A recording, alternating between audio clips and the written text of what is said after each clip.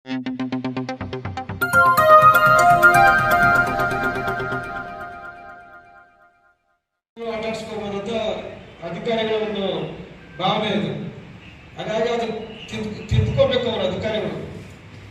ಇಷ್ಟು ಸುಲಭವಾಗಿ ನಾವು ಬಿಡಲ್ಲ. ಇದನ್ನ ರಾಜ್ಯ ಮಟ್ಟದಲ್ಲಿ ಹೋರಾಟ ತೆಗೆದುಕೊಂಡು ಹೋಗ್ತೀವಿ. 7 ದಿನಗಳ ಕಾಲ ಮಳೆ, ನೀರು, ಚಳಿ, ಗಾಳಿಗೆ ನಮ್ಮ ಹೆಣ್ಮಕ್ಳು, ನಮ್ಮ ಮುಖಂಡರುಗಳು, ಪೌರ ಕಾರ್ಮಿಕರು ಸಾಯ್ತಾ ಇದ್ರೆ ಜಿಲ್ಲಾಡಳಿತ ಏನ್ ಸತ್ತಿದ್ಯಾ, ನಗರ ಪಾಲಿಕೆ ಏನ್ ಸತ್ತಿದ್ಯಾ?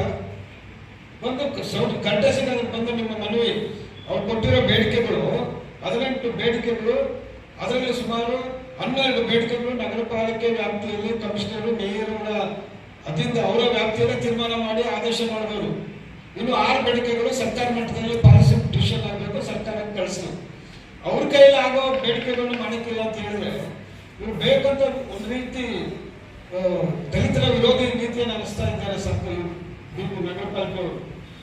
ಮತ್ತೆ ಇಲ್ಲಿ ಬಹಳ ಮುಖ್ಯವಾಗಿ ಅವ್ರಿಗೆ ಮೆಡಿಕಲ್ ವೇತನ, ಸುಮಾರು ಅವ್ರಿಗೆ ಮೆಡಿಕಲ್ ವೇತನ ಹರಿಯಿಸ್ಕೊಡಕ್ಕೆ ಹಿಂದಿನ ಆಯುಕ್ತರು ಆದೇಶ ಮಾಡಿದ್ದಾರೆ, ಅದನ್ನು ಕೊಟ್ಟಿಲ್ಲ.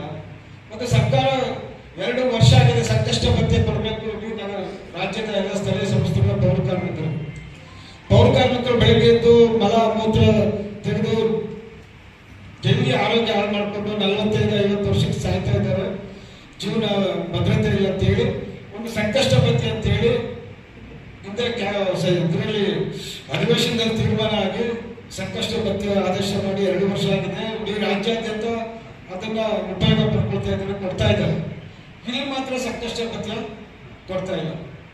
ಇದು ಯಾಕಂತ ಅರ್ಥ ಆಗ್ತಲ್ಲ. ಹುಬ್ಬಳ್ಳಿ ಧಾರವಾಡ ನಗರ ಪಾಲಿಕೆಯವರು ಯಾಕೆ ಇಷ್ಟು ಪೌರ ಕಾರ್ಮಿಕರ ಮೇಲೆ ಅಸಡ್ಡೆ ತೋರಿಸ್ತಾ ಇದ್ದಾರೆ ಅಂತ ಹೇಳಿ ನಾವು ಇವತ್ತು ಕೇಳಬೇಕಾಗಿದೆ. ಬಹಳ ಮುಖ್ಯವಾಗಿ ಸಣ್ಣ ವಿಷಯ, ಪೌರ ಕಾರ್ಮಿಕರು ಕಾರ್ಪೊರೇಷನ್ಗೆ ಸಮಸ್ಯೆ ಇದ್ದಾಗ ಕೇಳಲಿಕ್ಕೆ